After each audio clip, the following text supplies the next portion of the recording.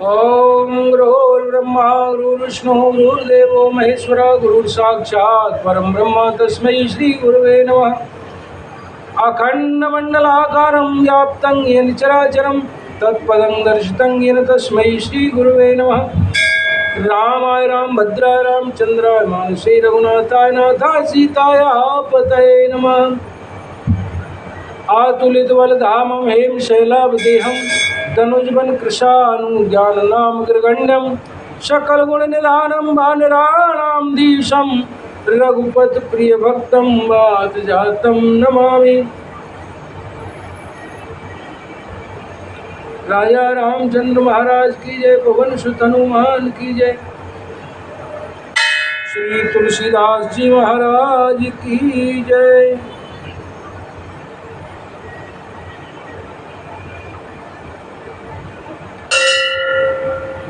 आज आपके सामने श्री रामचरितमानस तुलसीकृत रामचरितमानस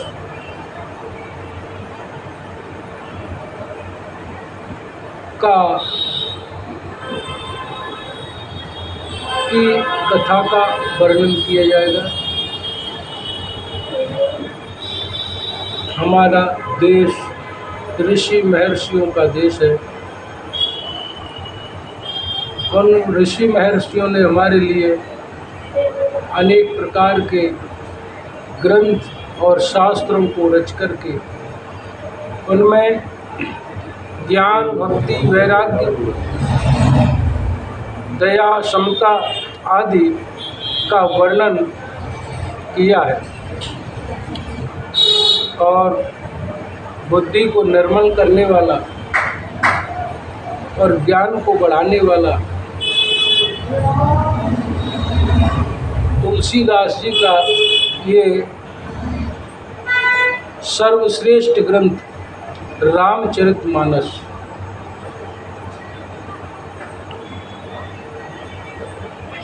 तुलसीदास जी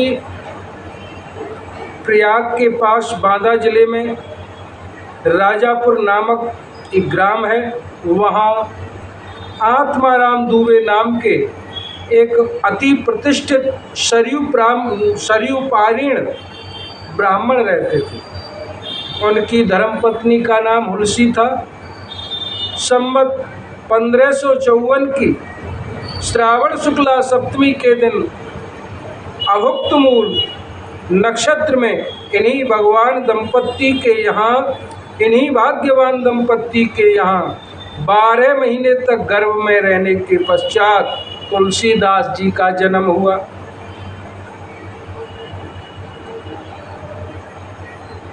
जन्मते समय बालक तुलसीदास रोए नहीं,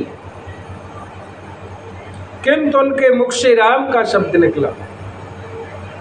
उनके मुख में 32 दांत मौजूद थे। उनका डील डोल 5 वर्ष के बालक का सा शरीर था। इस प्रकार के अद्भुत बालक को देखकर पिता अमंगल की आशंका से भयभीत हो गए और उनके संबंध में कई प्रकार की कल्पनाएं करने लगे।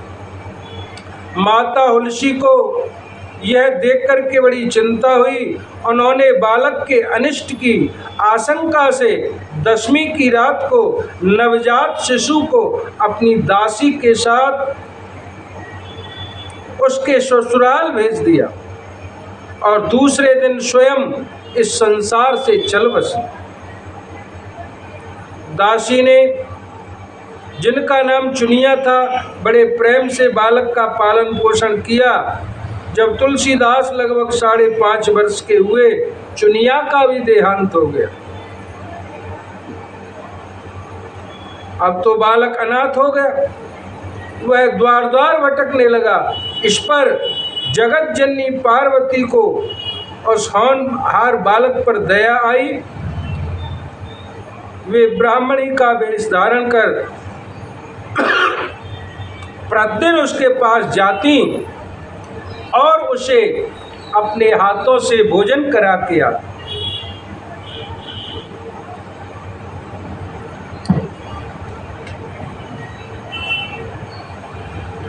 इस प्रकार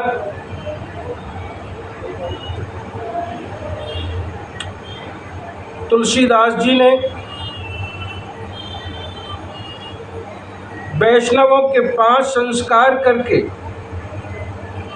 राम बोला, राम मंत्र की दीक्षा दी। इधर भगवान शंकर जी की प्रेरणा से रामशैल पर रहने वाले अनंतानंद जी के प्रिय शिष्य नरहरियानंद जी ने इस प्रकार बालक को ढूंढ निकाला और उनका नाम राम बोला रख दिया। अयोध्या ले गए। वहाँ संवत 1561 माघ शुक्ला पंचमी शुक्रवार को उनका यज्ञोपवीत संस्कार किया। बिना सिखाए ही बालक राम बोला ने गायत्री मंत्र का उच्चारण किया, जिसे देखकर सब लोग चकित हो गए। ऐसे ऐसे सिद्ध महापुरुषों का हमारे देश में जन्म हुआ।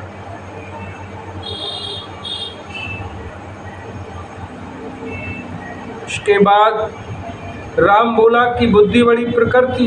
एक बार गुरुमुख से जो सुन लेते उन्हें वह कंठस्थ हो जाता। वहां से कुछ दिन बाद गुरु शिष्य दोनों शूकर क्षेत्र सोरों पहुंचे। वहाँ श्री नरहरि जी ने तुलसीदास जी को रामचरित सुनाया। कुछ दिन बाद वे काशी चले आए। काशी में शेष सनातन जी के पास रहकर तुलसीदास जी ने 15 वर्ष तक वेद वेदांग का अध्ययन किया।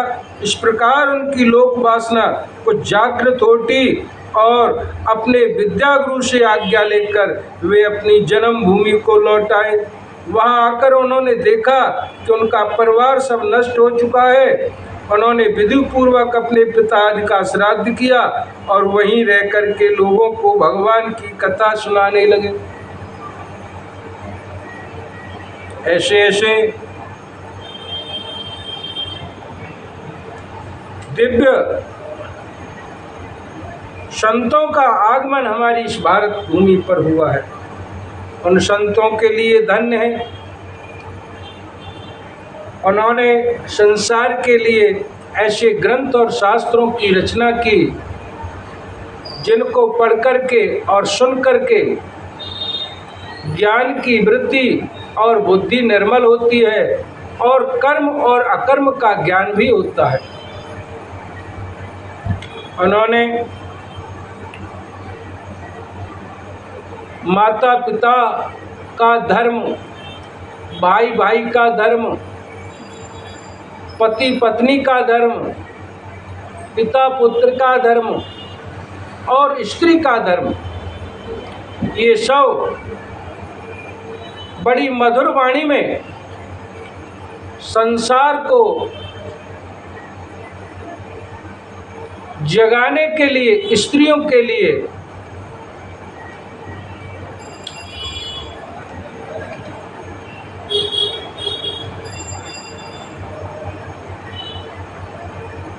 पतिव्रत धर्म का व्रत बताया कि एक सभ्य पत्नी को घर में रह कर के पति के साथ किस प्रकार का व्यवहार करना चाहिए।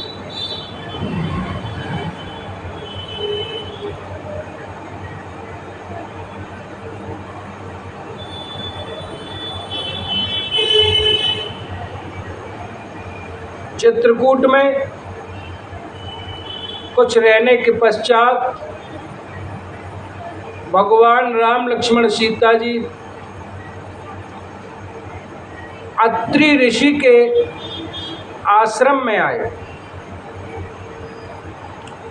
जब अत्रि जी ने सुना कि श्री रामचंद्र जी परिवार सहित मेरे आश्रम में आ रहे हैं, तो उनकी खुशी का ठिकाना नहीं रहा और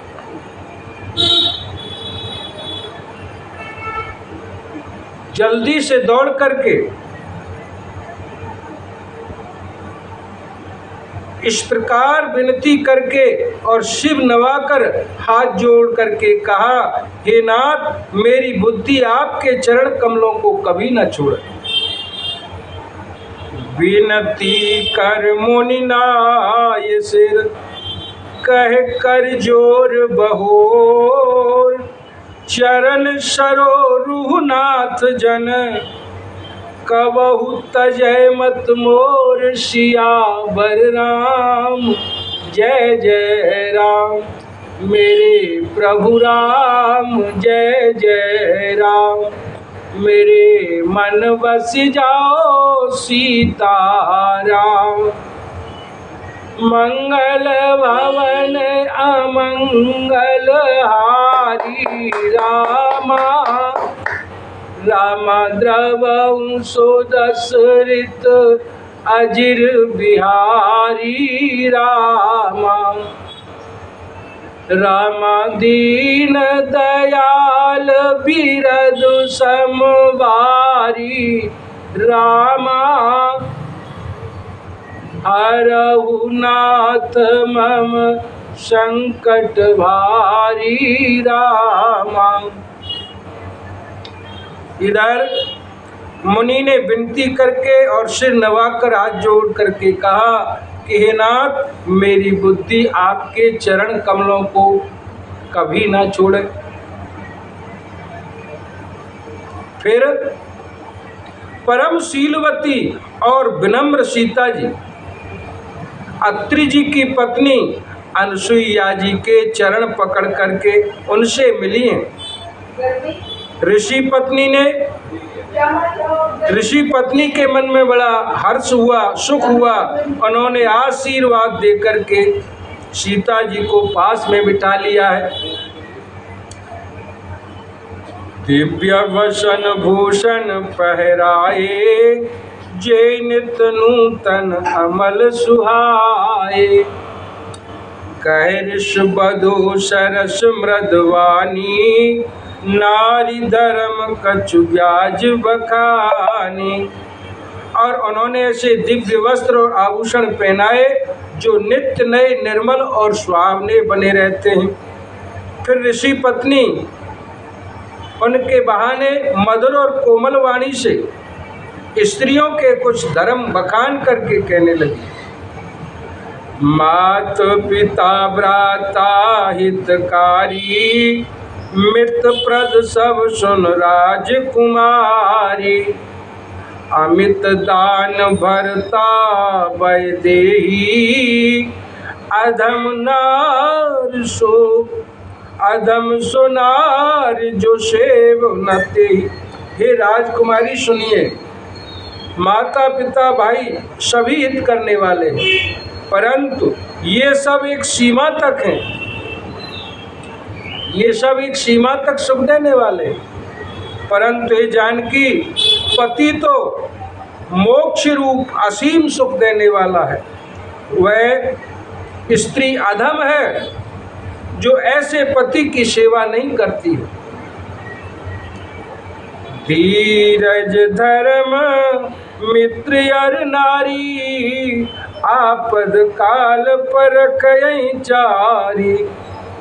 व्रत रोग बस जड़ धनहीना, अंध बधिर क्रोधी अत दीना। धैर्य, धर्म, मित्र और स्त्री, इन चारों की विपत्ति के समय ही परीक्षा होती है। वृद्ध, रोगी, मूर्ख, निर्धन, अंधा, बहरा, क्रोधी और अत्यंत ही दीन पति क्यों न हो, ऐसे उपत कर किए अपमाना। नार पाव जमपुर दुख नाना। ये कई धर्म एक व्रत नेमा, काए बचन मन पद पद श्रेमा। एक ही धर्म एक व्रत नेमा, काए बचन मन पद पद प्रेमा। पति पद प्रेमा। ऐसे भी पति का अपमान करने से स्त्री यमपुर में भांति भांति के दुख पाती है। शरीर, वचन और मन से पति के चरणों में प्रेम करना स्त्री के लिए बस यही एक ही धर्म है, एक ही व्रत है और एक ही नियम है। जगपत बरता चार विध अयहीं, वेद पुराण संत सब कयहीं। और तम के यस बस मन माही, सपने हुआ न पुरुष जग नाही। जगत में चार प्रकार की पतिव्रताएं वेद, पुराण और संत सब ऐसा कहते हैं कि उत्तम श्रेणी की पतिव्रता के मन में ऐसा भाव बसा रहता है कि जगत में मेरे पति को छोड़कर दूसरा पुरुष स्वप्न में भी नहीं है। मध्यम पर पति देखें कैसे, भ्रात पिता पुत्र निज जैसे। धर्म विचार सुमुख कुल रयहीं, सो निकृष्ट त्रिय श्रुत। मध्यम श्रेणी की पतिव्रता पराये पति को कैसे देखती है, जैसे वह अपना सगा भाई पिता या पुत्र हो, अर्थात समान अवस्था वाले को वह भाई के रूप में, बड़े को पिता के रूप में और छोटे को पुत्र के रूप में दे। जो धर्म को विचार कर और अपने कुल की मर्यादा समझकर बची रहती है वह निकृष्ट निम्न श्रेणी की स्त्री है, ऐसा वेद कहते हैं। बिन अवसर भाय ते रह जोई, जाने हूँ अधम नारी जग सोई। पतिवंचक पर पतिरत करई, रौरव नरक कलप सत परई। और जो स्त्री मौका न मिलने से या भयवश पतिव्रता बनी रहती है, जगत में उसे अधम स्त्री जानना चाहिए। पति को धोखा देने वाली जो स्त्री पराये पति से रद्द करती है वह तो 100 कल्प तक रौरव नरकों में पड़ती है।